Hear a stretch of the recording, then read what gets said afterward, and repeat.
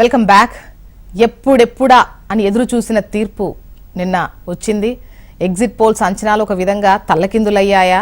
అసలు ఒక విధంగా చెప్పాలంటే ఎన్డీఏకు అధికారం అని చెప్పాయి, కానీ సూపర్ మెజారిటీ ఇచ్చి ఓ 350కి పైగానే చెప్పినటువంటి పరిస్థితుల్లో నిన్న గనక చూస్తే బొటాబొటి మెజారిటీతో గట్టెక్కినటువంటి సిచ్యువేషన్, బచిగయ అన్నటువంటి సిచ్యువేషన్ అటు బీజేపీది కనిపించింది. మరోవైపు ఇండియా కూటమి మెరిపించినా కూడా అధికారం అయితే చేజిక్కించుకోలేని సిచ్యువేషన్ అయితే ఉంది.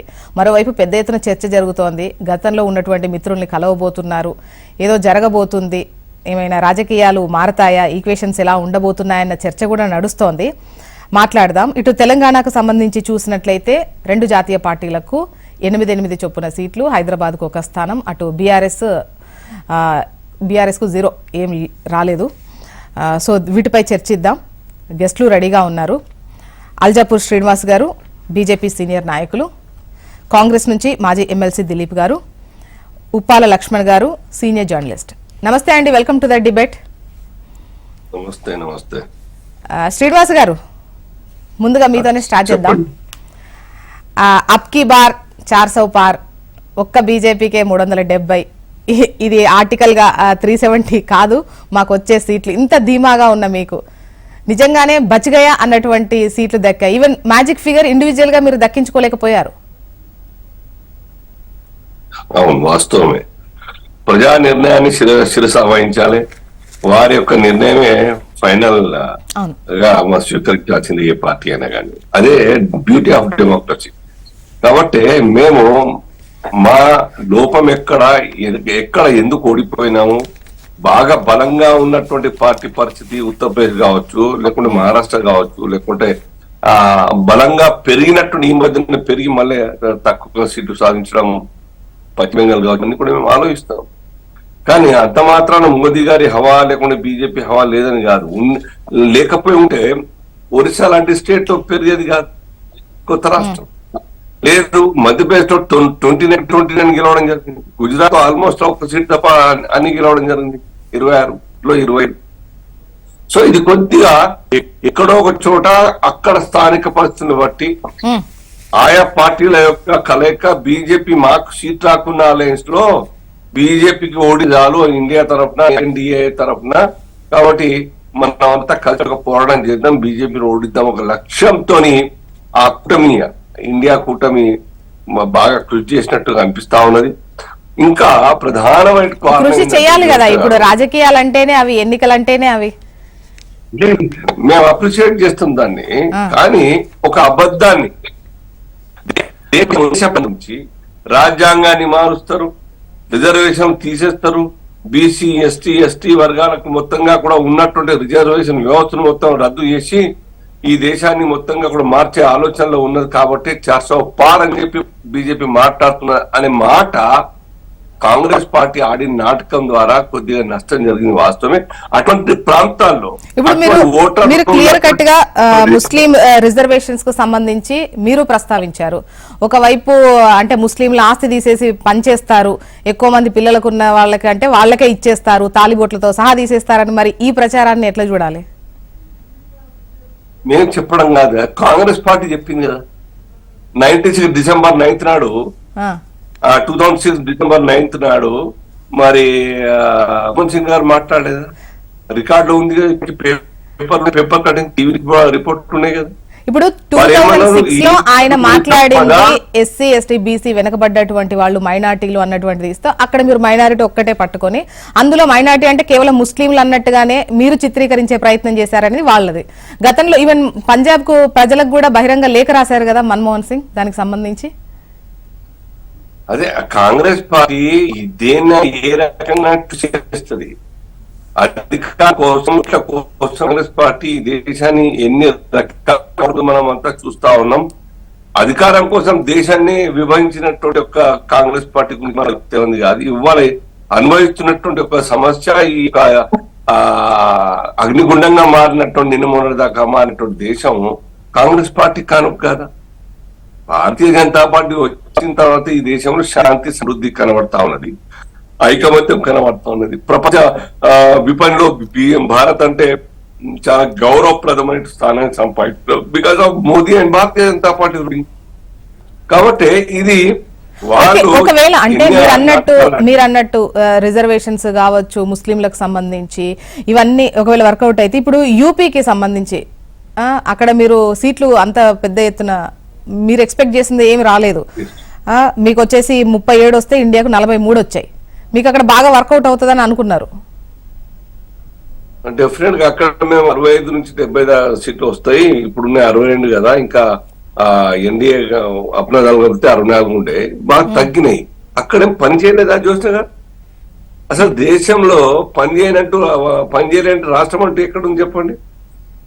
యూపీ అయితే చాలా రకాలుగా అన్ని రకాలుగా ప్రజలకు ధైర్యాన్ని ఇచ్చింది. ఆ గుండాయిజం కావచ్చు, మాఫియా గ్యాంగ్స్ కావచ్చు, లేకుంటే కబ్జాదారులు కావచ్చు, లేకుంటే అవినీతి అక్రమాలు కావచ్చు, లేకుంటే షరాబ్, ఒక్కటి కాదు అక్కడ. ఇవన్నీ కూడా కర్రీ చేసి ఆ రాష్ట్రం డెవలప్మెంట్ అంటే ఏదో టేస్ట్ చూపించింది బీజేపీ సర్కార్, యోగి సర్కార్. ఎన్ని ఆ రోడ్డు యొక్క పరిస్థితి చూడండి, లేకుంటే ఇండస్ట్రీ చూడండి, లేకుంటే ఐఏఎం చూడండి, ఏం చూడండి, ఒక్కటి కాదు అక్కడ. షుగర్ ఫ్యాక్టరీ చూడండి, అక్కడ ఆ రైతులకు ప్రధాన పంట షుగర్ కేన్. ఆ రాష్ట్రం అంతా అన్ని రంగాల్లో డెవలప్ అయింది. మహిళలంతా కూడా సంతోషంగా, కేవలం సంక్షేమ పథకాలకు నేను చెప్పట్లేదు, ఇండ్లు ఎందరికి వచ్చినాయి, గ్యాస్ సిలిండర్ ఎందుకు వచ్చినాయి, ఎందరికి వచ్చింది, లేకుంటే టాయిలెట్స్ ఎందరికి వచ్చిన క్వశ్చన్ కాదు అక్కడ. అండ్ గతంలో కూడా బీజేపీ వీటి గురించి ఫేస్ చేసింది, అంటే అన్ని యూపీకి గుజరాత్ కు వీటికే పట్టుకెళ్తారు మేము కాదా అని చెప్పేసి దక్షిణాది నుంచి కూడా పలు విమర్శలను ఫేస్ చేశారు. అయినా కూడా ఇన్ని పట్టుకపోయినా అక్కడ ఎందుకు తగ్గాయి? కాబట్టి ఇది అక్కడ పేదరికం ఉన్నది, పీడిత తాడిత జనాలంతా కుటుంబాలు బాగా ఉన్నాయి అక్కడ. ఎడ్యుకేషన్ నిన్నదాకా తక్కువ, పేదరికం కారణంగా అసలు ప్రతిమే తెలియనటువంటి పరిస్థితుల్లో ఆ యొక్క రాష్ట్ర ప్రజలు ఉన్నారు. ఆ రాష్ట్రాన్ని డెవలప్ చేయడం తప్ప, if you compare with southern states, north లో అనేక రాష్ట్రాలు ఉన్నాయి, అక్కడ పేదరికం ఉన్నాయి, మగ్గుతా ఉన్నాయి, 2 పూటలు తిండి లేనటువంటి పరిస్థితి ఉంటుంది. కాబట్టి అక్కడ పేదరికం నుంచి మన రాష్ట్రాలకు, మహారాష్ట్రకు, తెలంగాణకు, అనేక రాష్ట్రాలకు వలస వస్తుంటే దాన్ని ఆపే బాధ్యత భారతీయ జనతా పార్టీ తీసుకున్నది. కాబట్టి అక్కడ డెవలప్మెంట్ స్టార్ట్ అయింది. తప్పుపట్టట్లేదు ప్రజల్ని, చేయించడంలో మార్పుపడు కావచ్చు. Good morning. వీక్షకులు కూడా ఒక్కటి ఏమన్నానంటే, ఇవి అంచనాలు, ఎగ్జిట్ పోల్స్ కూడా అందనటువంటి అంచనాలు. ఒక 25 సీట్స్ 30 సీట్స్ ఇటువంటి అయితే మొత్తం అసలు అధికార మార్పిడి జరిగేటువంటి చార్స్ అప్కి బార్ 400 పార్ దేవుడు 200 పార్ ఇవ్వడానికి నా తంటారు పడ్డది బీజేపీ. సో ఆశ్చర్యం అంటే నేను ఏంటంటే వాళ్ళ మొత్తం సంస్థలని సెఫాలజిస్ట్ ఇవి ఏదో హైడ్ పెయిడ్ లాగా రానే రాదు కాంగ్రెస్ అని అన్నాడు కూడా రాహుల్ గాంధీ. రేపు చూద్దాం మాకు 295 కంటే తక్కువ రాదని. సరే 295 రాలేదు, అది ఎక్కడో 30 సీట్స్ లో తేడాలు 35 సీట్స్ లో వచ్చింది. కానీ బట్ వీళ్ళు అన్ని అన్నట్టుగా వీళ్ళు చేయలేదు కదా. డెమోక్రటిక్ ప్రాసెస్ అనేది గతంలో వాజ్పేయి అయితే అద్వానీ టైంలో ఉన్న పార్టీ కాదు కదా. దేశవ్యాప్తంగా మనం మహారాష్ట్రలో చూసాము, వాళ్ళ ఎన్సీపీని ముక్కలు చేశారు, ఉద్ధవ్ థాకరే పార్టీని అసలు గ్యాప్ చేశారు, గుర్తు మార్చారు. ప్రజలు దానికి జవాబు ఎట్లా ఇవ్వాలో ఆ విధంగా జవాబు ఇచ్చారు. వాడు ఏ కాస్ట్ ఇట్లాంటి కూటమి కూడా నమ్మలేదు. అదేవిధంగా మీరు యూపీ కల్లా yes definitely law and order విషయంలో యోగి ఆదిత్యనాథ్ పెర్ఫార్మెన్స్ అనేది డెఫినెట్లీ కమెండబుల్ పెర్ఫార్మెన్స్, మెచ్చుకోవాల్సిన పెర్ఫార్మెన్స్. కానీ రకరకాల ఫ్యాక్టర్స్ లో రిజర్వేషన్స్ అని మరొకటి ఈ అంశాన్ని ప్రజల్లోకి తీవ్రంగా పోయి అఖిలేష్ యాదవ్ యొక్క పెర్ఫార్మెన్స్ అనేది ఎవరు ఊహించింది కూడా కాదు కదా. అద్భుతమైన పెర్ఫార్మెన్స్. అంటే యూపీ మా డాస్టన్ లాగా మా కోట్ లాగా ప్రివ్యూ అయినటువంటి బీజేపీకి అక్కడ చావు దెబ్బ తగిలింది. ఇదే పద్ధతిలో మీకు మమత సింగిల్ హ్యాండెడ్ గా మొత్తం బ్రష్ సెట్ చేసి పడేసింది బీజేపీని ఇక్కడ బెంగాల్ లోపల. ఇప్పుడు అఫ్ కోర్స్ ఇండియా కూటమి ఎగ్జిట్ పోల్స్ అంచనాలు అనేవి ఇండియా కూటమికి మంచి మెజారిటీ ఇచ్చాయి. ఇండియాకు చాలా వరకు ఒక విధంగా చెప్పాలంటే రేపు చూద్దాం అనేది కరెక్టే అనిపించింది, అంటే మీ ఎస్టిమేషన్. ఈవెన్ ఇండియా కూటమిలో ఉన్నటువంటి వాళ్ళు కూడా 40 రావడం గొప్ప కాంగ్రెస్ కు అన్నటువంటి విధంగా మాట్లాడి ఈవెన్ మీ ఇండియా కూటమిలో ఉన్న వాళ్ళకు కూడా అంచనా ఇంత లేదేమో అని అనిపించింది. నేను అదే అంటున్నా, ఈ రోజు పరిస్థితిలో అంటే చూడండి ఎంత వాళ్ళు రెటరిక్ క్రియేట్ చేసి అసలు ఆ ఇండియా అంటేనే మోడీ, మోడీ అంటేనే ఇండియా, మొత్తం మోడీ గ్యారంటీ, బీజేపీ గ్యారంటీ ఎగిరిపోయింది. మోడీ గ్యారంటీ అని పెద్ద హైప్ క్రియేట్ చేశారు. అది ఇప్పుడు పడిపోయింది. ఇంకో డౌట్ నాకు అసలు ఈ రోజు ఆర్ఎస్ఎస్ మోడీని మళ్ళీ థర్డ్ టైం పీఎం కానిస్తుందా లేకపోతే ఇంటర్నల్ గా వార్ నడుస్తుందంటే రూమర్స్, నేను పేపర్ లో వచ్చాయి రూమర్స్. సో అటువంటి సిచ్యువేషన్ కూడా ఈ రోజు బీజేపీ ఫేస్ చేస్తుంది. ఇక్కడ ఆర్ఎస్ఎస్ అది డెఫినెట్లీ ఒక టైప్ ఆఫ్ గవర్నింగ్ వాడేవాడు. సో గతంలోనే నిరసన గణాలు ఆ ఆర్ఎస్ఎస్ వినపడ్డాయి వీళ్ళ విధానాలు. సో ఈ రోజు వాళ్ళకి సిలిండర్ మార్జిన్ అంటే డిపెండెంట్ గవర్నమెంట్. ఈ డిపెండెంట్ గవర్నమెంట్ అనగానే అది ఎవరి మీద డిపెండ్ అవుతారో వాళ్ళు రేపు ఉంటారా పోతారా బీహార్ లో ఎన్నిసార్లు ఆయన ఇటు మార్చాడు మనం చూసాం. సో ఇటువంటి ఒక క్లిష్టమైన పరిస్థితికి వాళ్ళు నెట్టివేయబడ్డారు. ఇది డెఫినెట్లీ ప్రజల ఒక తీర్పు వేస్తే, ప్రజల తీర్పును మేము కూడా గౌరవిస్తాం. ఈరోజు వాళ్ళకి ఎన్డీఏ అధికారం మళ్ళీ అప్పచెప్పారు, రెడ్యూస్డ్ మార్జిన్ అప్పచెప్పారు, డిపెండెంట్ గవర్నమెంట్ చేశారు. ఇప్పుడు వాళ్ళు ఇష్టారాజ్యంగా రాజ్యాంగం మారుస్తా ఉన్నారు, రద్దు చేస్తా అన్నారు, రిజర్వేషన్ తీసేస్తా అన్నారు. వీళ్ళు కాని పరిస్థితి. అది మంచిదే. డిపెండెంట్ గవర్నమెంట్ వాళ్ళకు వచ్చినా మాకు వచ్చినా ఒకరి మీద ఒకరు ఆధారపడే గవర్నమెంట్ లో డెమోక్రటిక్ ప్రాసెస్ ఉంటుంది, డెలిబరేషన్స్ ఉంటాయి, నెగోషియేషన్స్ ఉంటాయి, అందరూ ఒప్పుకుంటూనే జరుగుతాయి. కాబట్టి ఈ రోజు ఉన్నటువంటి పరిస్థితిలో వాళ్ళందరినీ కలుపుకొని పోయి అందరికీ కావాలి. ఒకప్పుడు వాజ్పేయి టైంలో అజెండాలో అంశాలు ఉండేవి, కానీ వాళ్ళు ఇంప్లిమెంట్ చేసేవాళ్ళు కాదు. ఎందుకంటే ఎన్డీఏ పార్ట్నర్స్ అప్పట్లో ఒప్పుకునేవాళ్ళు కాదు. కాబట్టి చాలా అంశాలు పక్కకు పెట్టి వాళ్ళు పరిపాలన తీరు చూసాం. సేమ్ సిచ్యువేషన్ ఈ రోజు మళ్ళా ఈ రోజు ఎన్డీఏకి ఏర్పడ్డది. అది ఒక రకంగా దేశానికి మంచిది అని అనుకుంటాను. అంటే మీరు చేసినటువంటి ప్రచారం అంటే ఈ రిజర్వేషన్స్ తీసేయకపోయినా కూడా రిజర్వేషన్స్ రద్దయిపోతాయి, రాజ్యాంగమే రద్దయిపోతుంది, ఇది అబద్ధపు ప్రచారం. యాక్చువల్గా మాకు అటువంటి ఆలోచనే లేదు, దీన్ని ప్రజలు నమ్మారు, అందుకే ఈ రకమైనటువంటి తీర్పు వచ్చింది. మీకు ఆ రకమైనటువంటి మీరు చెప్పండి ఆస్తులను నమ్మేస్తారు, మంగళసూత్రాలు లెక్కబెడతారు. అది ముందు అడిగాను శ్రీనివాస్ గారు, నేను అదే అడిగాను, అసలు మంగళసూత్రాలు తీసి ఇచ్చేటువంటి అవకాశం ఉంటుందా, మరి అది అబద్ధం కదా అని అడిగాను ఆల్రెడీ. నేను అడిగింది వాళ్ళు చెప్పింది జరిగే అంశం. ఇన్నేళ్ళు సుదీర్ఘకాలం దాదాపు 6 దశాబ్దాలు దేశాన్ని పరిపాలించిన పార్టీ ఎవడి ప్రాపర్టీ లా ఎవడికి మంచి పెట్టింది. ఇంత పెద్ద స్థాయిలో ఎవరు ప్రైమ్ మినిస్టర్ స్థాయిలో ప్రచారం చేయడం మనం ఎవరు ఊహించలే. అంటే ఆ టైపు ప్రచారాన్ని కూడా ప్రైమ్ మినిస్టర్ స్థాయి తను పూనుకొని, సరే మేము కొంత వాళ్ళు కొంత ఒకళ్ళ మీద ఒకళ్ళు ఎలక్షన్ టైంలో సహజంగా కూడా ఇష్టం ఉంటుంది, ఉండదని కాదు. కానీ కొంత వాస్తవానికి దూరంగా ఉన్నటువంటి ప్రచారాలను ప్రజలు ఎందుకు నమ్ముతారు? ప్రజలు నమ్మరు కాబట్టి. రాహుల్ గాంధీ భారత్ జోడో యాత్ర యొక్క ఇంపాక్ట్ డెఫినెట్ కనపడుతుంది కదా. మెచ్యూర్డ్ లీడర్, ప్రాబ్లమ్స్ అర్థం చేసుకున్నాడు, పబ్లిక్ దూరి వెళ్ళిపోయాడు. సో దాని ఇంపాక్ట్ అనేది కశ్మీర్ నుంచి కన్యాకుమారి దాకా ఇటు కలకత్తా నుంచి పక్కంతా కూడా 4 పక్కల దేశంలో డెఫినెట్ ఒక ఇంపాక్ట్ క్రియేట్ చేయగలిగాడు. అది గతంలో అంతకుముందు ఎలక్షన్స్ లో ఇంపాక్ట్ లేదు. ఈసారి ఇంపాక్ట్ కాస్త తేడా వచ్చిందంటే. అండ్ దిలీప్ గారు, ఈ మధ్యప్రదేశ్ కనుక కొంచెం గట్టిగా కాన్సన్ట్రేషన్ చేసుంటే అని మీలో జరిగిన చర్చ అని అనిపిస్తోంది. మధ్యప్రదేశ్ కు సంబంధించి అది కాస్త లైట్ తీసుకున్నారు, లేకపోతే పరిస్థితి వేరేలా ఉండేది. మధ్యప్రదేశ్ రాజస్థాన్ లో రాష్ట్ర స్థాయిలో అక్కడ వర్క్ చేసి ఉండి లేకపోతే రిజల్ట్ కనుక వచ్చి ఉంటే తారుమారు అయిపోయింది రిజల్ట్స్. కొంత ఫోకస్ అనేది అక్కడ తగిన మాట మీరు చెప్పింది కరెక్టే. బట్ ఏదేమైనా ఇప్పుడున్న పరిస్థితి కూడా నల్లేరు మీద అడకేం కాదు. బీజేపీ వాళ్ళు మిత్రపక్షాలు కలుపుకొని చాలా జాగ్రత్తగా ఆచితూచి చేస్తే మళ్ళీ పిలుస్తుందని విన్నాం. ఇప్పుడే వాళ్ళు సెటిల్ డౌన్ కానివ్వండి, మేము స్వాగతిస్తున్నాం, ప్రజల తీర్పు స్వాగతిస్తున్నాం. ఒక బాధ్యత అపోజిషన్ గా డెఫినెట్ గా నిలబడతాం, ప్రజా సమస్యని వని ఎండగడతాం. అంతే వాళ్ళకి అవకాశం ఇవ్వకుండా వాళ్ళు ఇవాళే ప్రమాణ స్వీకారం తీసుకుంటే ఇవాళే పోయి దాని నుంచి తూట్లు పొడిచే కార్యక్రమం డెఫినెట్ గా చేయాలి. ఓకే. అండ్ లక్ష్మణ్ గారు, ఈ రిజల్ట్ పట్ల మీ ఒపీనియన్ అంటే ఎగ్జిట్ పోల్స్ అంచనాలు అన్ని కూడా ఒక విధంగా 350కి పైగానే ఎన్డీఏకు పట్టం కట్టాయి. సో ఈ క్రమంలో గతంలో వచ్చినటువంటి ఇండివిజువల్ గా బీజేపీ సాధించిన సీట్లు కూడా ఈసారి ఎన్డీఏ కూటమి సాధించలే. లాస్ట్ టైం ఇండివిజువల్ గానే 303 సీట్లు బీజేపీకి ఒక్క ఇండివిజువల్ గానే వచ్చాయి, ఎన్డీఏకు ఆ పైన. ఇప్పుడు 293 ఎన్డీఏకే ఓవరాల్ గా. ఎక్కడ బెడిసి కొట్టింది బీజేపీ అంచనా? మనకు ఎక్కువ శాతం నష్టపోయింది ఉత్తరప్రదేశ్. మరి ఉత్తరప్రదేశ్ లో నరేంద్ర మోడీ గారి హవా నడవలేదా, లేదు యోగి గారి హవా నడవలేదా? మరి అక్కడ ప్రజలు ఎందుకు వ్యతిరేకించారు? సరే, వీళ్ళ కారణాలు ఏం చెప్తారంటే అక్కడ 124 అసెంబ్లీ సీట్ల పరిధిలో ముస్లిం డామినేటింగ్ ఉన్నాయి. ఈసారి మేము ముస్లిం రిజర్వేషన్లు అంగీకరించము అని చెప్పి బీజేపీ ప్రకటించటం వలన అవన్నీ సమాజ్వాదీ పార్టీకి పోయాయి. దాని ఎఫెక్ట్ పడే అక్కడ సీట్లు కోల్పోయాము అని చెప్పుకుంటున్నారు. అసలు ఎన్నికల ముందు ప్రజల మధ్య చిచ్చు పెట్టే అంశాలు గాని, మతాల మధ్య చిచ్చు పెట్టే అంశాలను గాని ప్రస్తావించాల్సిన అవసరం అయితే లేదు. చేసిన విషయాలు చెప్పుకోవాలి, చేయబోయే విషయాలు చెప్పుకోవాలి తప్ప కాంట్రవర్సీ విషయాలు ఓకే, రాహుల్ గాంధీ నోరు జారి ఏదో మాట్లాడాడు అనుకుందాం, దానికి కౌంటర్ చేయాల్సిన అవసరం ఉందా? ఆ కౌంటర్ చేసే విధానము సరిగా ప్రైమ్ మినిస్టర్ స్థాయిలో కౌంటర్ చేసే విధానం సరిగా లేదు. ప్రజల యొక్క ఆలోచన విధానం ఎలా ఉందో తెలుసుకొని వాళ్ళకు అనుకూలంగా నిర్ణయాలు ఉండాలి. అనుకూలంగా కూడా ఒకవేళ నిర్ణయాలు ఇప్పుడు నిరుద్యోగము, ధరలు పెరుగుదల, ఇవి రెండు కూడా ప్రజల అసంతృప్తి ఉంది, పూర్తిగా దేశవ్యాప్తంగా ఉంది.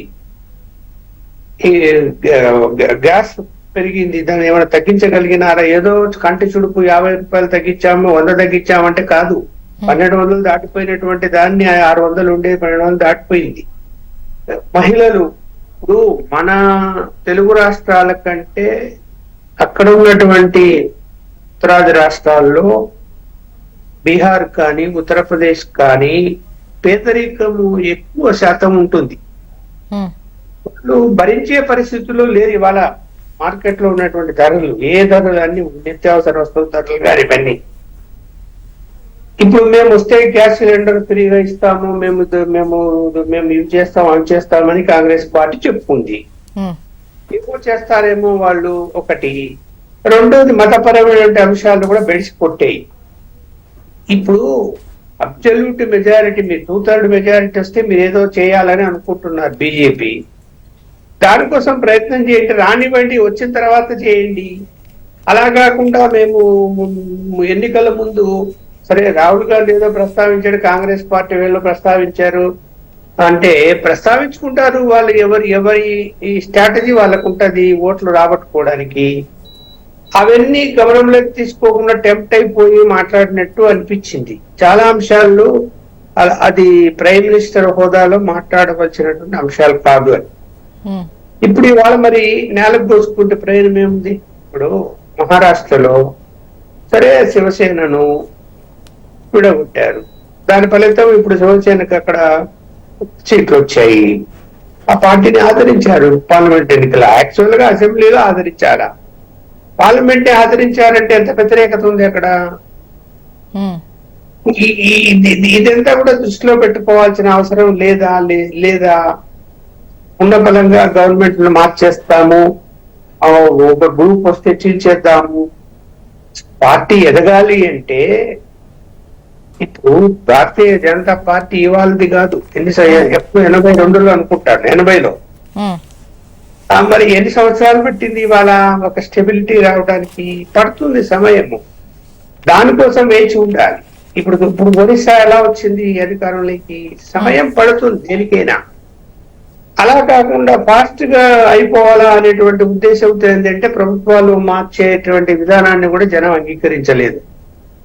ఇప్పుడు 3 చోట్ల మహారాష్ట్ర, కర్ణాటక అనుకున్నట్టు కర్ణాటక తగ్గిపోయాయి, ఉత్తరప్రదేశ్ అన్నిటికీ మించి. అక్కడ జేడీఎస్ తో పొత్తు పెట్టుకుంటే ఇంకా పెరుగుతాయనుకున్నారు కానీ కర్ణాటకలో తగ్గిపోయాయి. పెట్టుకుంటే ప్రయోజనం ఏముంది? అక్కడ ప్రయోజనం లేదు, దానివల్ల లాభం ఏం పడలేదు బీజేపీ.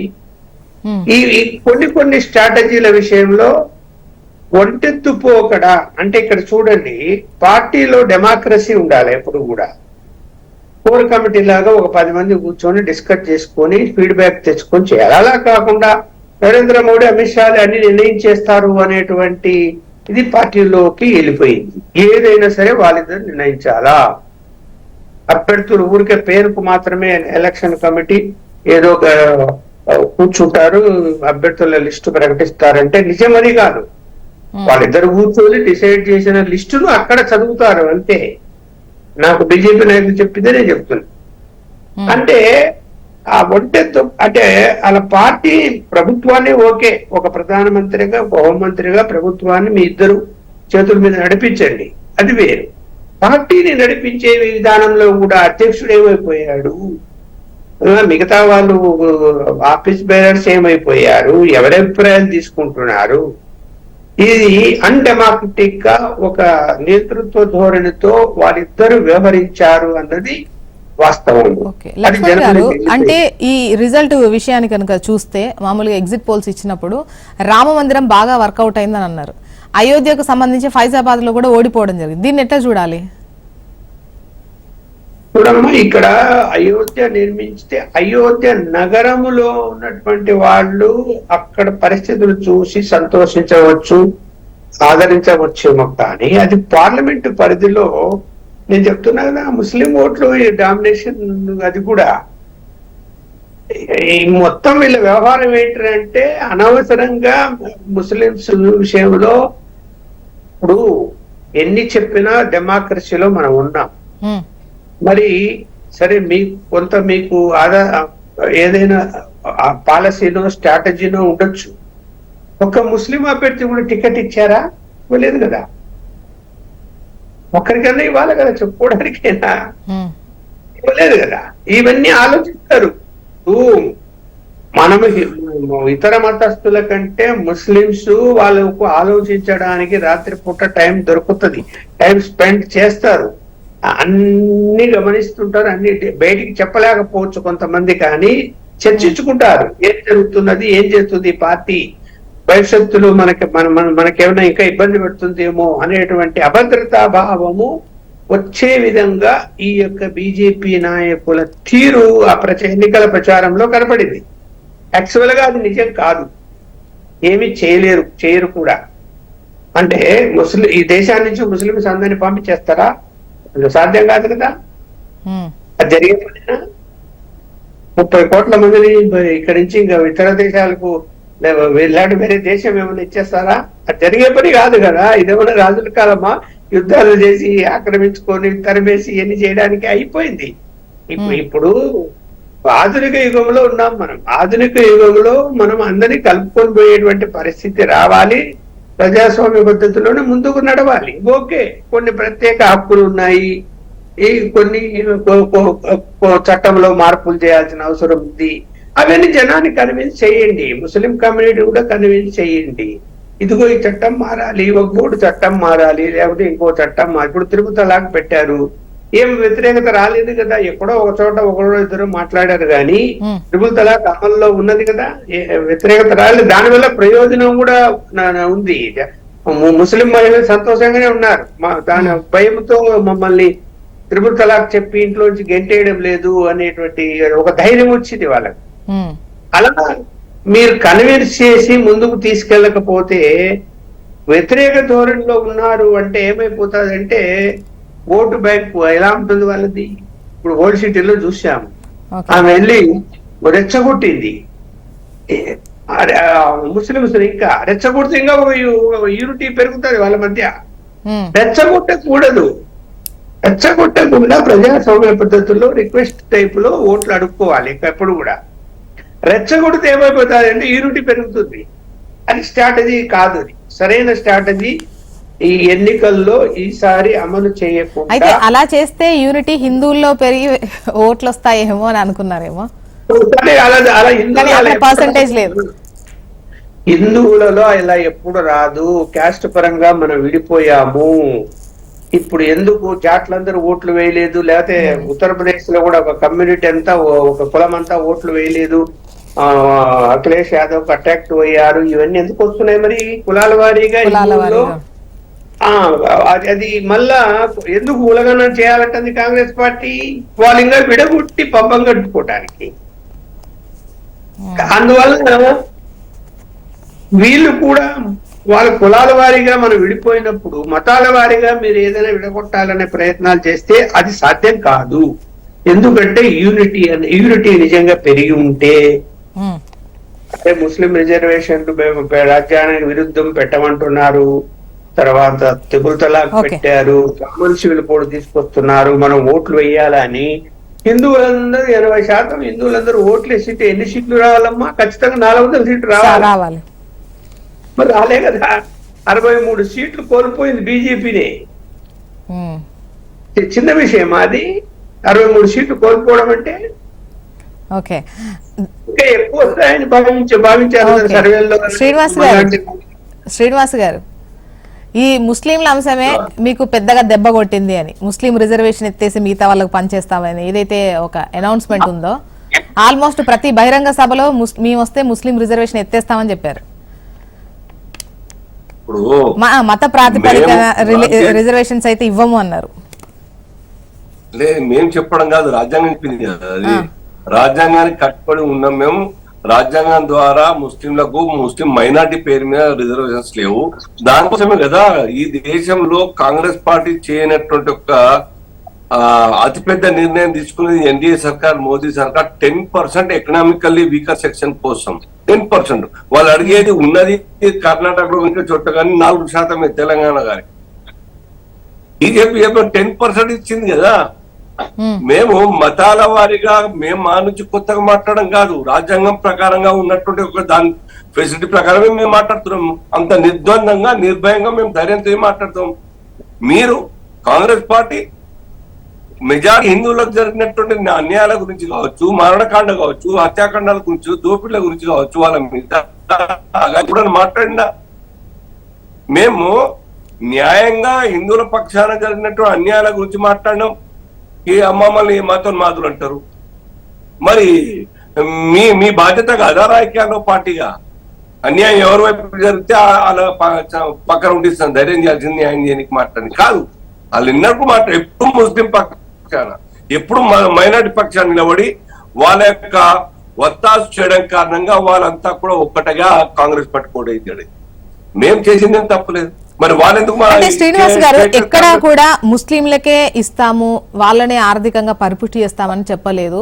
ఒక ఆర్థిక సర్వే చేసి అసమానతలు పోయే విధంగా మా నిర్ణయాలు ఉంటాయి అని చెప్పినటువంటి దాన్ని ఈ ఆర్థిక సర్వే చేస్తారు, మీ దగ్గర ఎంత ఆస్తి ఉన్నదో అది తీస్తారు, ముస్లింలకే పంచుతారు, ఇదే వాళ్ళ లైన్ అని చెప్పేసి మీరు ఒక ప్రచారం చేశారు. బీజేపీ ఫుల్ ప్లెడ్జ్ గా వచ్చింది మొన్ననే కదా, 10 years కదా బీజేపీ ఉండింది.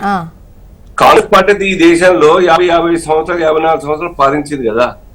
ఈ దేశంలోని మైనారిటీస్, ప్రత్యేకంగా ముస్లిం మైనారిటీస్ ఒక ఆర్థిక పచ్చు చూడండి మీరు. వాళ్ళ పేదరికం ఉన్నదానికి కారణం ఏంది? ఈ దేశాన్ని పాలించిన కాంగ్రెస్ పార్టీ బాధ్యత వహించాలని లేదా? వాళ్ళలో సామాజిక డెవలప్మెంట్, ఆర్థిక డెవలప్మెంట్ గురించి ఏం ఆలోచించింది కాంగ్రెస్ పార్టీ అధికారంలో ఉండి? వాళ్ళు చేసిన కారణంగానే వాళ్ళంతా కూడా పేదరికంలో మగ్గిపోయినారు. వాళ్ళు అది ఆలోచిస్తలేరు, వాళ్ళు గమనిస్తలేరు, అర్థం చేసుకుంటున్నారు. కాబట్టి వాళ్ళలో పేదవాళ్ళు అయితే ఉన్నారు కదా. ఇప్పుడు ఏ రిజర్వేషన్ అయినా ఏవైనా వస్తే వర్తించేది, దానికంటూ కొన్ని అర్హతలు ఉంటాయి. ఉన్నోళ్ళకైతే రిజర్వేషన్లు ఇవ్వడమో లేకపోతే చదువుకునేటప్పుడు ప్రోత్సాహకాలు ఇంత పెద్ద ఎత్తున అట్లాంటివి జరగవు కదా. అక్కడ కూడా లేని వాళ్ళు ఉన్నారు కదా, వెనకబడ్డ వాళ్ళకేగా ఇస్తారు ఆర్థికంగా. రిజర్వేషన్ అంశంలో రాజ్యాంగం అలో చేస్తలేదు కదా. అంబేద్కర్ చెప్పిన మాట, ఆయన చైర్మన్ గా ఉన్నటువంటి ఒక కాన్స్టిట్యూషన్ డ్రాఫ్టింగ్ కమిటీకి నిర్ద్వందంగా ఖండించినారు. ఆ ప్రస్తావన ఆనాడే వచ్చింది చర్చకు, ముస్లింలకు రిజర్వేషన్ ఇవ్వాలని చెప్పేసి.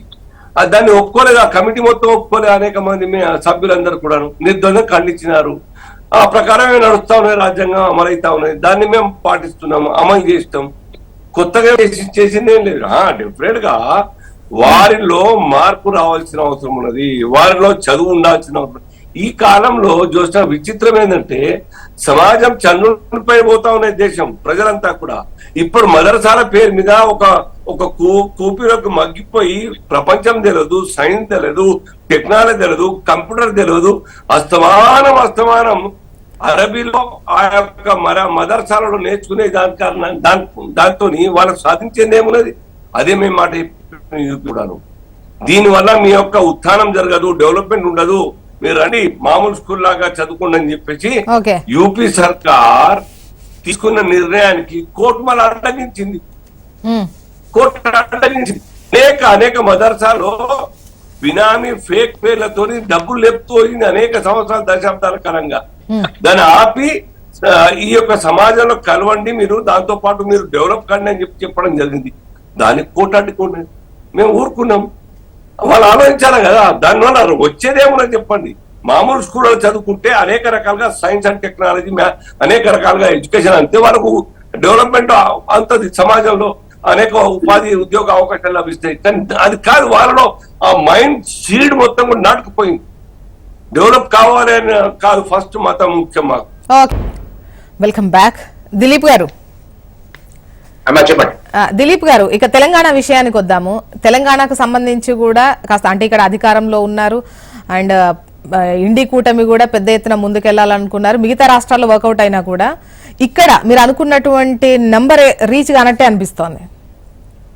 మీకు జ్ఞాపకం ఉంటే నేను ఎలక్షన్ మేనేజ్మెంట్ కమిటీ కన్వీనర్ కూడా ఉన్నా. ఆ టైంలో ఒకసారి డిబేట్ లో మీతో కూడా ఎన్ని వస్తుండొచ్చు అంటే మాకు 8 వస్తాయని చెప్పి ఎప్పుడో 1 month కింద సర్వే చేసి అప్పటి నుంచి అవి దానికి కారణం ప్రైమ్ రీజన్ ఏంటంటే బీఆర్ఎస్ అనేది మనం ఊహించిన దానికంటే ఒక్కసారి కొలాప్స్ అయిపోయింది వాళ్ళ ఓటు బ్యాంక్. 35-39% ఉన్నది బీఆర్ఎస్ ఓటు 10 to 15% దారుణంగా పడిపోయింది. పడిపోయిన సందర్భంలో ఆ పడిపోయిన vote bank SC ST minority Muslims అనేది మా వైపు షిఫ్ట్ అయినా మిగిలిన ఓటు అంతా కూడా బీజేపీ షిఫ్ట్ అయ్యింది. క్లియర్ 10% ఓటు షిఫ్ట్ అయిపోయింది బీజేపీ. అందుకని వాళ్ళకి 8 మంది ఎమ్మెల్యే వెళ్ళినా 8 మంది ఎంపీలు గెలిచారు. ఆ ట్రెండ్ అనేది జస్ట్ ఎలక్షన్ కు 10 రోజుల ముందే కనపడదు ఈ షిఫ్టింగ్ అనేది. ఇట్లా బీఆర్ఎస్ ఎట్లాగో ఫ్రస్ట్రేషన్ లో ఉండింది, వాళ్ళు కేసులు ఎదుర్కొంటున్నారు, వాళ్ళు బీజేపీ అధికారంలోకి వస్తే ఆ కేసులు తప్పించుకోవాలంటే వాళ్ళతో కాంప్రమైజ్ అయితే తప్ప లాభం లేనట్టు అండర్ హ్యాండ్ డీలింగ్ తో ఖచ్చితంగా అదే కావచ్చు, మరో కారణం కావచ్చు, ఫ్రస్ట్రేషన్ కావచ్చు, లేదా పబ్లిక్ వాళ్ళను పార్లమెంట్ కి వచ్చేవారు కానీ నమ్మకపోవచ్చు. ఎందుకంటే అప్పుడే కాంగ్రెస్ అధికారం ఇచ్చారు. మొత్తానికి బీఆర్ఎస్ ఆ ఓటు షేరింగ్ అనేది అటు బీజేపీకి వెళ్ళింది అంటారు. డెఫినెట్ గా 10% ఓటు షిఫ్ట్ అయిపోయింది. దానివల్లే మీకు ఇంత లెవెల్లో బీజేపీ పుంజుకుంది, అందులో అనుమానమే లేదు. సో అదొక ఫ్యాక్టర్. వేరే ఫ్యాక్టర్స్ పోల్ మేనేజ్మెంట్ ఫ్యాక్టర్స్ కూడా ఉంటాయి. కొన్ని చోట్ల వాళ్ళు సార్ ఎఫెక్టివ్ పోల్ మేనేజ్మెంట్ చేస్తారు, కొన్ని చోట్ల మేము చేయాల్సిన దగ్గర చేయలేకపోయినాం. సో ఇవన్నీ కలిపి మీరు అన్నట్టు మాకు మిశ్రమ ఫలితాలు వచ్చాయి. 8 అనేది మేము ఎక్స్పెక్ట్ చేసిందే. పోల్ మేనేజ్మెంట్ ప్రాపర్ గా చేసుకుంటే ఈ 10 బీజేపీకి 6 రావాలి. బట్ అక్కడ మీకు కొద్దిగా తేడా వచ్చింది. కానీ ఇక్కడ పెద్ద ఎత్తున అటు నష్టం బీఆర్ఎస్ కే కనిపిస్తోంది. అంటే ఎక్స్పెక్ట్ చేసే అయితే 1 లేదా అంటే రావు, వస్తే ఒకటైనా వస్తుంది అని అనుకుంటే అది కూడా లేకుండా అయిన పరిస్థితులు. నేను మీకు జ్ఞాపకుంటే మేము దీంట్లోనే చెప్పాను మీ డిబేట్ లో, అసలు టీఆర్ఎస్ కి 1 సీట్ కూడా రాదు. బీఆర్ఎస్ కి వస్తే గిస్తే ఒక మెదక్లో సాధ్యపడుతుంది, అది కూడా కేసీఆర్ స్వయంగా పోటీ చేస్తే తప్ప సాధ్యపడదని చెప్పాను. కరెక్ట్ గా అదే అయింది. ఆయన పోటీ చేయలేదు, దాన్ని వదిలేశాడు. దాంతో అబ్జర్వ్ 0 కింద వాడు లోక్సభలో దారుణమైన పరిస్థితిని ఎదుర్కోవాల్సిన పరిస్థితి ఏర్పడింది. అది రికూప్ కావడం అంత ఈజీ కాదు. ఇప్పుడు ఆ పార్టీ రికూప్ కావడం అంత ఈజీ కాదు. కేసీఆర్ అన్ని జిల్లాలని టూర్ చేసిన సందర్భంలో చాలా మంది ప్రజలు వచ్చారు, మంచి అప్రిసియేషన్ వచ్చింది అని ఆయనే 12 సీట్ల దాకా వస్తాయేమని చెప్పాడు. కానీ వాడంతా కూడా ఈయన 10 ఏళ్లలో ఎన్నడూ కనపడేది లేదు, ఎమ్మెల్యే కనపడలేదు, ఎంపీలే కనపడలేదు, మంత్రులు కూడా కనపడలేదు. కాబట్టి అసలు మా మాజీ సీఎం ఎట్లుంటో చూడటానికి వచ్చినాడు తప్ప అని ఓడేయడానికి వచ్చినాడు కాదు. లక్ష్మణ్ గారు, తెలంగాణ రిజల్ట్స్ పై ఏంటి మీ ఒపీనియన్? ఒకటే మా బీజేపీ టార్గెట్ బీఆర్ఎస్ పార్టీని అదపాలానికి తొక్కేయాలనుకున్నారు. అది జరిగిపోయింది. వాళ్ళ టార్గెట్ అచీవ్ అయిపోయారు. వాళ్ళు మరి నెక్స్ట్ టార్గెట్ కాంగ్రెస్ మీద పెడతారేమో తెలియదు. ఎందుకంటే టార్గెట్స్ రేటు ఉంటాయి కదా, పొలిటికల్ టార్గెట్స్. చాలా ప్రయత్నం చేశాడు కేసీఆర్ బయటకు వచ్చి. ఇందాక మనం మిత్రుడు దిలీప్ చెప్పినట్టు ఎన్నికల ప్రచారంలో తిరిగాడు, ఏదో మళ్ళీ కాకమ్మ కబుర్లన్నీ చెప్పాడు. జనం నమ్మలేదు. ఖచ్చితంగా బీఆర్ఎస్ ఓట్లు బీజేపీకి షిఫ్ట్ అయ్యాయి. షిఫ్ట్ అయినప్పుడు ఇక్కడ మనము ఏ సర్వేలు చూసినా లేదు, మనం జనాన్ని అడిగినా కూడా కాంగ్రెస్ వర్సెస్ బీజేపీ మధ్యనే నడిచింది తప్ప బీఆర్ఎస్ పార్టీ అనేది అసలు చర్చ కూడా రావడం లేదు. ప్రజల మధ్య ఓటు వేయాలనే చర్చ కూడా రాలేదు. అలాంటి పరిస్థితుల్లో ఆ పార్టీ మనుగడ ఇక కష్టమే. కాకపోతే ఏంటంటే కాంగ్రెస్ పార్టీలో ఎలా ఉంటది, సెక్యూరిటీ ఉండదు. ఏం జరుగుతుందో తెలియదు. ఈ ముఖ్యమంత్రి ఎంతకాలం ఉంటాడో తెలియదు. ఆ పార్టీ ఇంటర్నల్ గానే ఒకరికొకరు నేను సీఎం అని ఇప్పటికే అనుకుంటున్నారు, ఇప్పటికే బయట చెప్తారు. ఇప్పుడు ఏం చేస్తారో తెలియదు. రెండోది ఏంటంటే అనుకున్నటువంటి సీట్లు రాలేదు కదా, 8 వచ్చాయి. అది ఒక అవకాశం తీసుకుంటుంది కాంగ్రెస్ పార్టీలో ఉండే అసంతృప్తి వర్గం. చూడండి, రేవంత్ రెడ్డి ఆయన ప్రాతినిధ్యం మల్కాజ్గిరి పోయింది, భారీ మెజార్టీతో బీజేపీ గెలిచింది. ఎక్కడ అంటే ఇంటర్నల్ గా బీజేపీతో ఏమైనా సంబంధాలు ఉన్నాయేమో, బలహీన అభ్యర్థులు పెట్టాడు. ఇవన్నీ అప్పుడే మొదలైపోయాయి ఇవన్నీ కూడా. అందువల్ల ఏంటంటే రాష్ట్రానికి సరే పరిపాలన చేసేటప్పుడు ఏ ప్రభుత్వం రానియండి, అభద్రతా భావం ఉండకూడదు. ఖచ్చితంగా మ్యాండేట్ ఇచ్చిన తర్వాత 5 సంవత్సరాలు పరిపాలన చేయాలి. చేస్తేనే రాష్ట్రం అనేది అభివృద్ధి చెందుతుంది. ఓకే, ఇప్పుడు కేంద్రంలో ఇప్పుడు అదే అడగబోతున్నా. ఇప్పుడు వచ్చినటువంటి రిజల్ట్ చూస్తే బీజేపీకి మ్యాజిక్ ఫిగర్ రాగలేదు. మిత్రపక్షాలను నమ్ముకొని ప్రభుత్వ ఏర్పాటు. సో మిత్రపక్షాల ఆలోచన ఎప్పుడు ఎలా ఉంటది, పార్టీ ప్రయోజనం లేదంటే ప్రాంత ప్రయోజనం. ఈ ఈక్వేషన్స్ తో అంటే ఏవైనా బిల్లు పెట్టినా ఏమైనా చేసినా వాళ్ళ ప్రాంతంలో ఎట్లా ఉంది ఈ లెక్కలే ఉంటాయి. అండ్ మున్ముందు అంటే పాలన ఎట్లా ఉండే అవకాశం ఉంది, ఈ అభద్రత ఉండే అవకాశం ఎన్డీఏ కూటమిలో ఉందా? ఒకవైపు ఆల్రెడీ చర్చలు నడుస్తున్నాయి, పాత మిత్రులను కలుస్తున్నారని అప్పుడే నిన్న సాయంత్రం నుండే మొదలైపోయింది ఈ చర్చ. పాత మిత్రులు ఎవరు కలిసే పరిస్థితి లేదమ్మా ఇండియా కూటమికి. ఇప్పుడు ఉన్నది నితీష్, తర్వాత చంద్రబాబు నాయుడు. చిన్న చిన్న పార్టీలు ఉన్నాయి. చిన్న పార్టీల వాళ్ళు ఎవరు బీజేపీ పొత్తును వదులుకొని పోయే పరిస్థితి ఉండదు, పోయినా నష్టం రాదు. ప్రధానంగా ఈ వీళ్ళు పోతేనే ఇబ్బందికరమైన పరిస్థితి వస్తుంది. చంద్రబాబు నాయుడు అయితే బీజేపీని వదిలిపెడతాడని ఇక నేను అనుకోవటం లేదు. ఎందుకంటే అనేక విధాలుగా కమిట్మెంట్ తీసుకొని వాళ్ళు ముందుకెళ్ళారు. బీజేపీ పొత్తు ముందు వద్దను అసలు ఫస్ట్ ఆఫర్ జగన్మోహన్ రెడ్డికి ఇచ్చారు పొత్తు పెట్టుకోమని అఫీషియల్ గా. అతను వద్దన్న తర్వాతనే చంద్రబాబు నాయుడు విషయం ఫిక్స్ అయింది. ఇవాళ రాష్ట్ర అభివృద్ధిని దృష్టిలో పెట్టుకున్నప్పుడు కేంద్రంలో డిస్టర్బ్ చేసుకుంటూ కూర్చుంటే రాష్ట్రం ఎట్లా అభివృద్ధి చెందుతుంది? పోనీ కాంగ్రెస్ ఇండియా కూటమిలోకి అంటే గతంలో కాంగ్రెస్ అంటే పదే అంటే ఇచ్చేటువంటి హామీల్లో అనౌన్స్మెంట్స్ లో కాంగ్రెస్ వస్తే మాత్రం కంపల్సరీ ఏపీకి ప్రత్యేక హోదా ఇస్తాం అని బహిరంగంగా చెప్పడంతో పాటు ఇటువంటి ఆఫర్స్ బాగానే చేసింది కదా. ప్రత్యేక హోదా ఒకటేనా ఇంపార్టెంట్? అక్కడ ప్రత్యేక హోదా లేకపోతే ఏమైపోతుంది? గతంలో అంటే ఇప్పుడు లాస్ట్ టైం ఎన్నికల్లో అదే వర్డ్ తోనే మేము వస్తే ప్రత్యేక హోదా కోసం ఫైట్ చేస్తాము, ప్యాకేజ్ తీసుకొచ్చారు వీళ్ళు, అందుకోసమే అన్నది ఆ లెక్కలోనే అక్కడ అధికారంలోకి వచ్చారు. ఈక్వేషన్స్ ఉండే కాంగ్రెస్ పార్టీ కేంద్రంలోకి అధికారంలోకి వస్తే ప్రత్యేక హోదా ఇస్తాము అన్నారు. అది సాధ్యమవుతుందా ప్రస్తుత కాలంలో? ప్రత్యేక హోదా ఒక ఆంధ్రప్రదేశ్ కే ఇస్తారా? విభజన చట్టం కూడా జూన్ 2తో ముగిసిపోయింది. There is the matter. ప్రత్యేక హోదా అనేది ఆ చట్టం చేయలేదు కాబట్టి అది అవకాశం లేకుండా పోయింది. ఇప్పుడు గడువు కూడా ముగిసిపోయిన తర్వాత కాంగ్రెస్ పార్టీ ఇవ్వాలనుకుంటే చాలా రాష్ట్రాలు ఉన్నాయి. ముందు బీహార్కి ఇవ్వాలి. 78% పూర్ పీపుల్ ఉన్నారు అక్కడ. ఇది కేంద్ర లెక్కల ప్రకారం. ఫస్ట్ ముందు ఎవరికైనా ఇవ్వాలి అంటే బీహార్కి ఇవ్వాలి.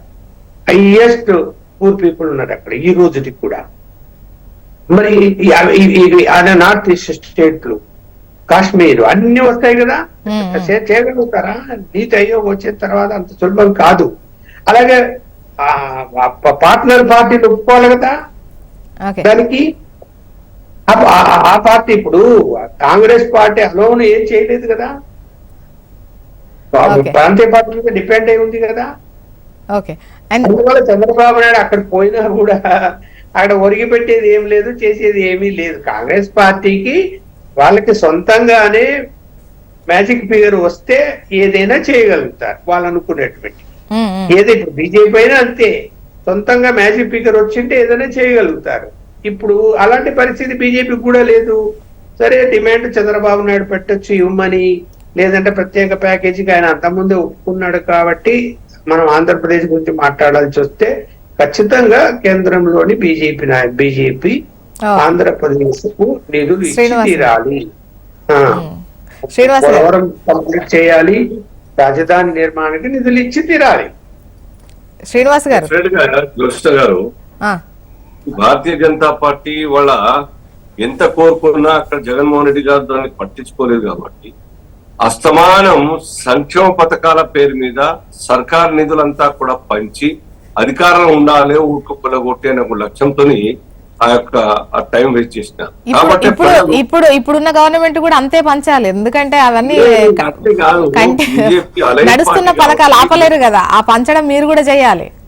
ఏది ఆపాలా, ఏది నడపాలి, ఏది కొత్తగా ఇంట్రడ్యూస్ చేయాలా, బిసైడ్ దిస్ అనేక శ్రీనివాస్ గారు మొన్న మేనిఫెస్టోలో వైసీపీ గతం ఎన్ని ఇచ్చిందో కొద్దిగా పెంచి ఇచ్చింది, కానీ కూటమి అంటే మీరు ముట్టుకొని పట్టుకొని చూపించకపోయినా కూడా కూటమి రిలీజ్ చేసినటువంటి టీడీపీ జనసేన రిలీజ్ చేసిన మేనిఫెస్టో అంతకు మించుంది. మీరు ఒప్పుకున్నట్టే లెక్క, అవన్నీ ఇవ్వాలి, కంటిన్యూ అవ్వాలి. వాళ్ళు ఇచ్చినారు, అది టీడీపీ వాళ్ళు మేనిఫెస్టో రిలీజ్ చేస్తారు, కానీ మళ్ళీ రీథింక్ చేస్తారు, ఆలోచిస్తారు. ఆ రాష్ట్రానికి పర్మనెంట్ సొల్యూషన్ కావాలి కుటుంబంలో ఆర్థిక అంటే అవి కంటిన్యూ అవ్వవు అంటున్నారా మీరు? లేదు, వాళ్ళ మాట అది ప్రామిస్ చేసింది వాళ్ళు దాని తర్వాత ప్రభుత్వం ఏర్పాటు చేసిన తర్వాత ఇంకా ఏం చేయాలి ఆ రాష్ట్ర డెవలప్మెంట్ కోసం, ఏం చేస్తే అక్కడ ఆ ఇన్ఫ్రా రంగంలో కావచ్చు, లేకపోతే ఇండస్ట్రియల్ డెవలప్మెంట్ కావచ్చు, లేకపోతే ఉపాధి ఉద్యోగాల రంగంలో కావచ్చు, ఇంపార్టెంట్ గా అవి ఆలోచించి ఆ కుటుంబాన్ని ఆదుకోవాల్సిన అవసరం ఉన్నది. మీరు చూడండి, గత 5 సంవత్సరాలుగా ఆ ప్రాంతంలో ఒక సింగిల్ ఇండస్ట్రీ రాలేదు. సింగిల్ ఇండస్ట్రీ ఉపాధి ఎట్లా వస్తుంది చెప్పండి? నిరుద్యోగులకు గ్రామ వాలంటీర్స్ పేరు మీద ఆ సర్కార్ మొత్తం కోట్ల రూపాయలు కొలగొట్టి వాళ్ళను వైసీపీ కార్యకర్తలుగా ట్రీట్ చేసి పని తీసుకునే ప్రయత్నం చేసింది. కానీ దాంతో వాళ్ళ కుటుంబం గడుస్తుందా? వాళ్ళ పర్మనెంట్ సొల్యూషన్ అని కాంట్రాక్ట్ బేసిస్ మీద పనిచేయడం కారణంగా అది కాదు. కాబట్టి బీజేపీ ఎప్పుడైనా కానీ పర్మనెంట్ సొల్యూషన్ గురించి ఆలోచిస్తుంది. ఆ కుటుంబాల్లో ఆర్థిక వికాసం జరగాలంటే అక్కడ వ్యవసాయం డెవలప్ కావాలి, ఇండస్ట్రీ డెవలప్ కావాలి, ఉద్యోగాలు రావాలి, ఉపాధి కోసం అనేక రకాల స్కీమ్స్ ఇంట్రడ్యూస్ చేయాల్సిన అవసరం ఉంది, ప్రోత్సాహకాలు ఇవ్వాలి. దాని ద్వారా పర్మనెంట్ గా సెటిల్ అయ్యే అవకాశం ఉంటుంది. అది బీజేపీ ఆలోచించి ఆ రకంగా మా పొత్తులో సర్కార్ టీడీపీ జనసేన కలిసి ఆ రాష్ట్ర డెవలప్మెంట్ కోసం అవసరమైతే ఎక్కువ నిధులు ఇచ్చి గత 5 సంవత్సరాలుగా నిర్లక్ష్యం కాబట్టటువంటి రంగాలకు కేంద్ర ప్రభుత్వం ద్వారా ఎక్కువ నిధులు ఇచ్చి అక్కడ ఆదుకొని డెవలప్మెంట్ కోసం ముందుకు పోతాం. అది మా లక్ష్యం. ఇది సాధ్యం కూడా అవుతుంది. మనస్సు క్లారిటీ ఉండాలి, చేయాలకు సంకల్పం ఉండాలి. చూద్దామండి, అంటే చూద్దాం. ఎందుకంటే జనాలకు కూడా ఇప్పుడు చూస్తూ ఉన్నారు, అంటే కూటమి ఇచ్చినటువంటి హామీలు అండ్ అభివృద్ధికే పట్టం కట్టి వేశాము అన్నటువంటి అంచనాలోనే ఉన్నారు. కాబట్టి మీ దగ్గర నుండి ఎంత హెల్ప్ అనేది ఏపీకి ఉంటుంది, ఆ లెక్కలు కూడా చూస్తూనే ఉంటారు కదా. చూద్దాం. అండ్ దిలీప్ గారు చెప్పండి. ఏదైతే మేనిఫెస్టోలో చెప్పారో అది ఖచ్చితంగా ఇవ్వాల్సిన పరిస్థితి ఏ ప్రభుత్వంలో వచ్చిన వాళ్ళకైనా తప్పదండి. అది కంటిన్యూ చేసుకుంటూ ఇతర రిసోర్సెస్ ఎట్లా మొబైల్ చేస్తారనేది ఇంపార్టెంట్. అది ఆల్రెడీ తెలంగాణ కంటే ఫైనాన్షియల్ గా చాలా సీరియస్ క్రైసిస్ లో ఉన్న రాష్ట్రం. అది క్యాపిటల్ లేదు, ప్లస్ పోలవరం కంప్లీట్ చేయాలి, ఫండింగ్ అంతా 100% కేంద్ర ప్రభుత్వం ఇచ్చినా కూడా దాని వాళ్ళ అదనపు నిధులు అవసరమైన పరిస్థితి, వాళ్ళ మీద ట్రెమెండస్ ఫైనాన్షియల్ స్ట్రెయిన్ ఉంది. ఉన్నటువంటి పరిస్థితిలో ఆయనకున్న ఆప్షన్ వేరే ఉందని నేను అనుకోను. మీరు అన్నట్టు డెఫినెట్లీ ఆయన one of the key factory పక్క జరిగితే ప్రభుత్వం కూలిపోయే పరిస్థితులు ఉన్నటువంటి ఫ్యాక్టరీ. కానీ ఇప్పటికిప్పుడు ఆయన సత్సంబంధాలు పెట్టుకుని అదనపు నిధులు తీసుకునేటువంటి ప్రెషరే పెడతాడు తప్ప అటువంటి కొత్త మార్పులకు శ్రీకారం చుడతానని అనుకోను. అండ్ దెన్ వారు ఇంతకుముందు అన్నట్టు లక్ష్మి గారు మిత్రులు అన్నట్టుగా ఆల్రెడీ జనసేన అండ్ టీడీపీ కలిసి పెట్టుకుని చివరి దాకా నెగోషియేట్ చేసి అందులో పెట్టుకున్న పోతుంది.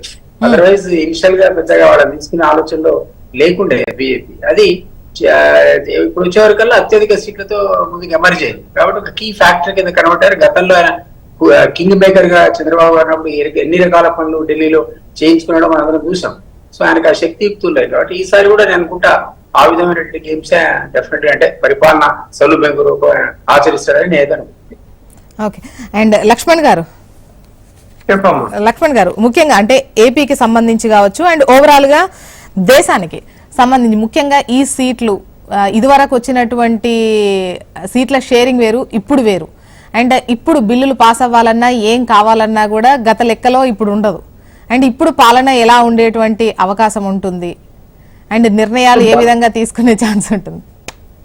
బలమైన ప్రతిపక్షం వచ్చిందమ్మా. ఈ దేశానికి బలమైన ప్రతిపక్షం అవసరం. నేను ఇవాళ కాదు, మొదటి నుంచి చెప్తున్నాను. లేకపోతే ఏమైపోతుందంటే రాజకీయ పార్టీలకి మా ఇష్టం మేము ఏమైనా చేయగలుగుతాము, మా ఇష్ట ప్రకారం మేము నడుచుకుంటాము అని చెప్పి వెళ్తారు. ఇప్పుడు అవినీతికి వ్యతిరేకమని చెప్తున్నటువంటి బీజేపీనే అవినీతి పరులకు టికెట్లు ఎలా ఇచ్చిందమ్మా?